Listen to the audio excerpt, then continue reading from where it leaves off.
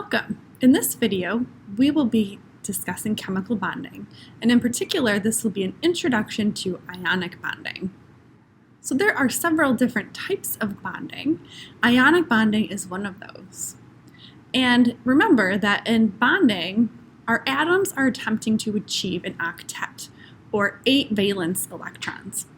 And one method to achieve a complete octet is to transfer electrons in between atoms. So metals, remember, donate electrons and become positively charged ions. Nonmetals accept electrons and become negatively charged ions.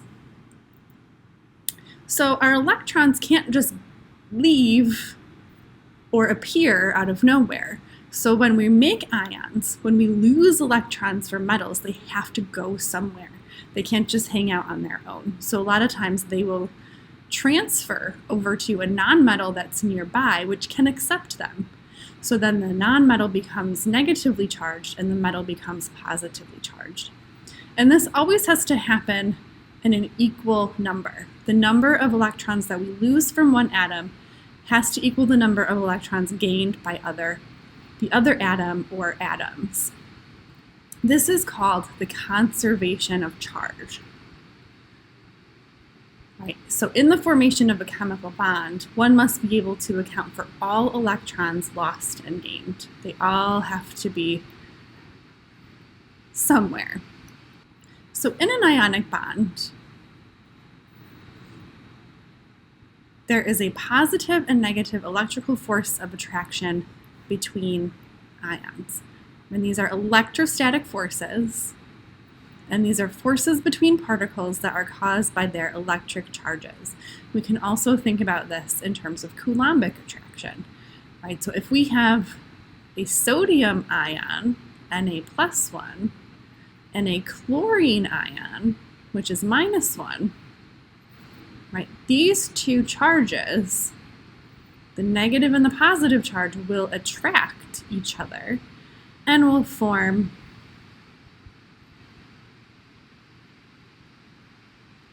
a bond in between them. So they'll attract together almost like magnets with those opposite charges that they have. And we can look even closer at that sodium chloride example. So our sodium atom, which is a metal, has an electron configuration of 281. So it has one valence electron. And it gives up this one valence electron in its outer shell, which is N=3, to become a sodium ion. And when we lose that electron, we get a new configuration of 2,8, right? And this is now our new valence shell, and it has 8 electrons. So we're satisfying the octet rule. And our sodium becomes much more stable as an ion.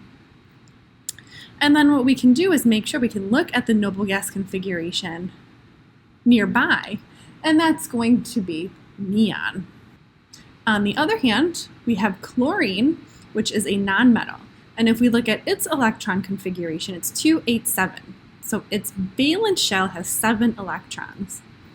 And it will accept a valence electron from that sodium atom into its third shell. And it becomes an ion with a new electron configuration of 288. And again, we have a full and complete valence shell. We've satisfied the octet rule. Right, so by transferring an electron from sodium onto chlorine, we've given them both an octet rule, so they're going to be much more stable. And chlorine ion has a noble gas configuration of 288, which is just like argon. And then again, once they have their charges, right, they will be able to attract each other through electrostatic forces. We can also show this type of electron transfer through using our Lewis dot structure. So this can help us think about what's happening as well. So remember, a Lewis dot structure is only showing our valence electron. So we can have our sodium atom, which has a valence electron number of 1, and our chlorine atom has 7 valence electrons. We can show our electron transferring from the sodium over to the chlorine. Now we have a sodium plus ion, and we can indicate our chlorine ion having 8 electrons around it, and then we like to put brackets around that to indicate all of the electrons are on the chlorine atom and a minus charge because we are an ion.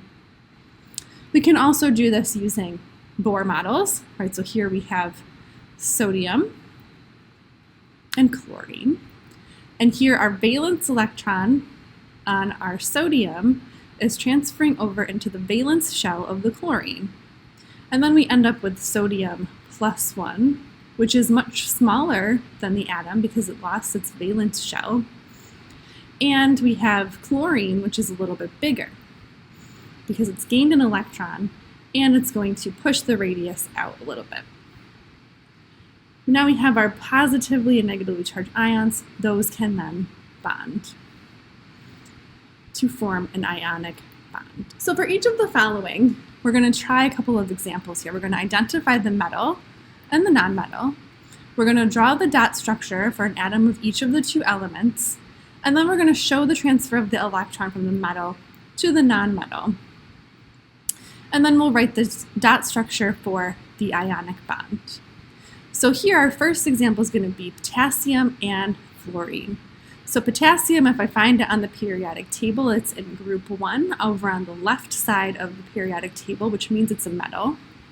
Fluorine's over on the right side of the periodic table where our nonmetals are. So we have our metal and our nonmetal identified. If we draw the dot structure for potassium, it has 1 valence electron. Fluorine has 7. Right, and we're going to show our electron transfer from potassium over to fluorine.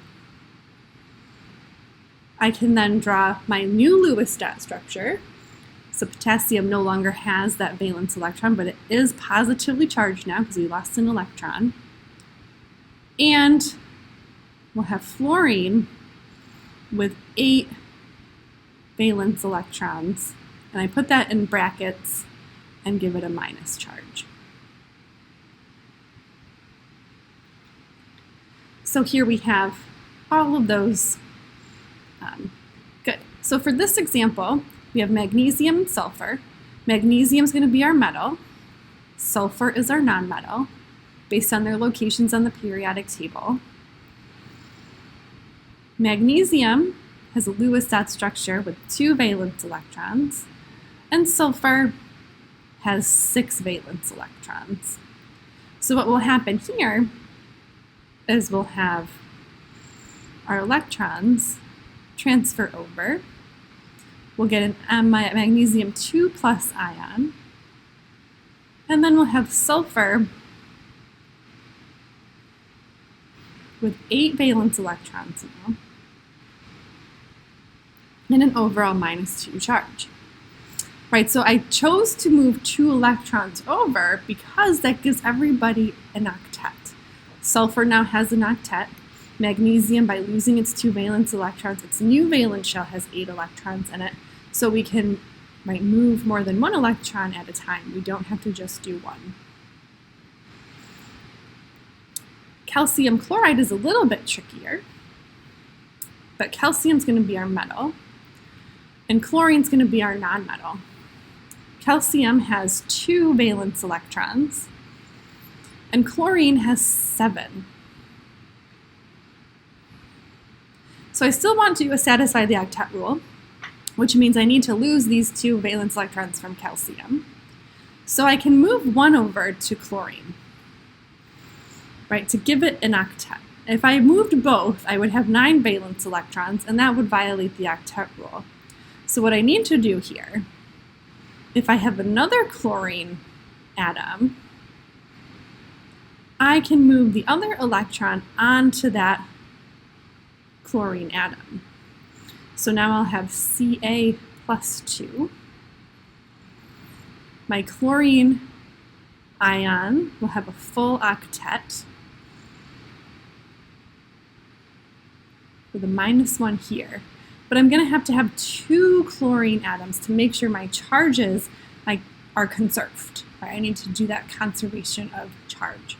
So when I'm making ionic compounds, I can do that. I can put more than one of each type of atom in to make sure that I'm balancing those charges out.